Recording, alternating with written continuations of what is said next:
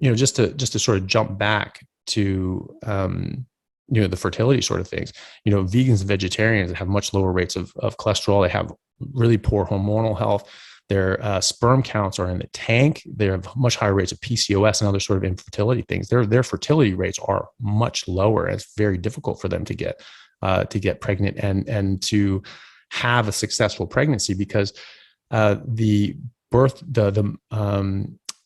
miscarriage rate in vegans and vegetarians is actually much higher, and birth defects as well. And in fact, there's a rash of vegans and vegetarians. They're actually having to abort pregnancies because the fetus is so damaged. I know 2 people personally that had to do that, unfortunately. Who were vegetarians and vegans. Yeah, exactly. And the child was just so misdeveloped that the doctors looked at it and said, listen, Mike, if you keep this pregnancy, the baby will probably be stillbirth. But if they actually survive, they'll have to go immediately for open heart surgery, and they will probably not live more than a few weeks, And so yeah, exactly. And so there's people, and it had taken them like 6 years to conceive. And so they were just like so happy because both dad and mom were both vegan, as healthy as you can be, right? Well, unfortunately, they've been lied to. And then when they finally got pregnant, they had to abort this child that they desperately wanted. And it's absolutely tragic. And so, the fertility rates are going down overall. And we see this most pronounced in vegan and vegetarian populations. Their fertility rates are way lower. Their sperm counts are way lower. Their PCOS rates are way higher. Their children are actually being affected by this as well. They're generally shorter stature, have smaller cranial capacity, and have lower bone density. So again, looking at Pottinger's cats, they had lower mineralization rates, right? Because they weren't getting all the nutrition that they needed to develop healthy bones. We're seeing that in the kids of vegans and vegetarians, in large studies looking at overall trends. I mean, not to be morbid, but it's almost an evolutionary stressor, isn't it? We're cutting away the vegans and the vegetarians.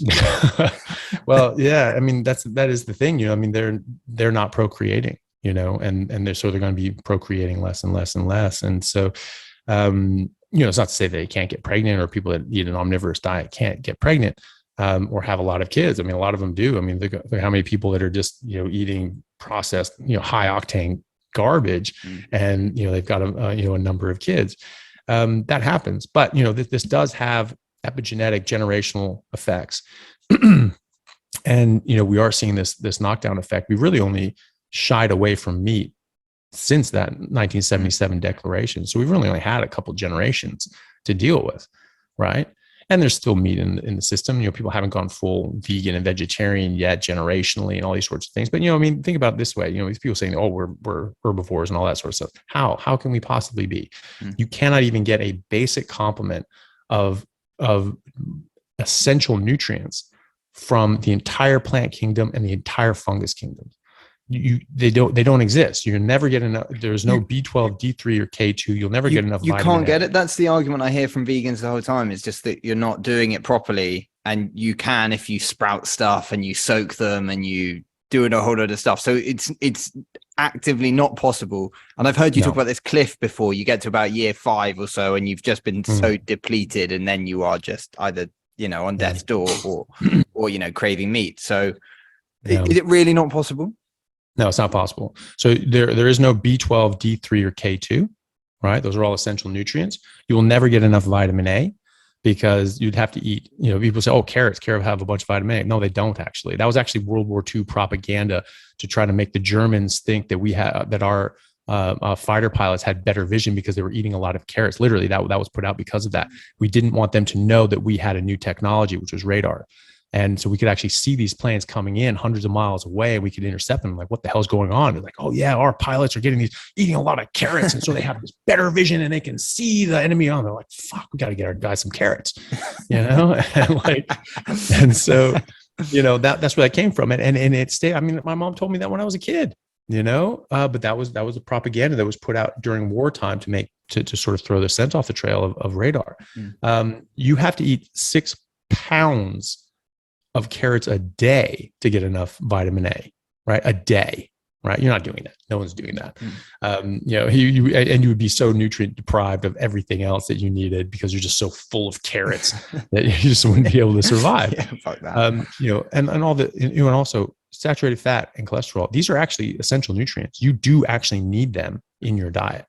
And there's a lot of other essential fatty acids that don't exist in plants. We don't make them well ourselves. We make cholesterol, but we only make about 70% of what we require in cholesterol.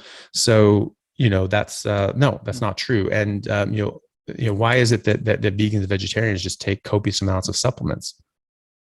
If they're getting complete nutrition, this is just how we're eating naturally. Why are they taking supplements? And they say, oh, well, you can get B12. You're giving these cows B12. So I'm just skipping the middleman and just giving myself B12. It's like, well, what cow in the wild takes B12 shots? What zebra has B12 shots? What koala gets B12 shots?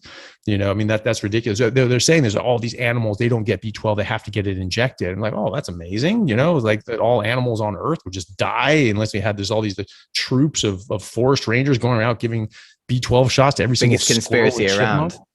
It's just an absurd statement on its face. If you need to take supplements in order to get basic nutrition, then by definition, your diet is deficient. That is a definition in terms, right? You are not getting the requisite nutrition. That could be because soil is depleted, which it is.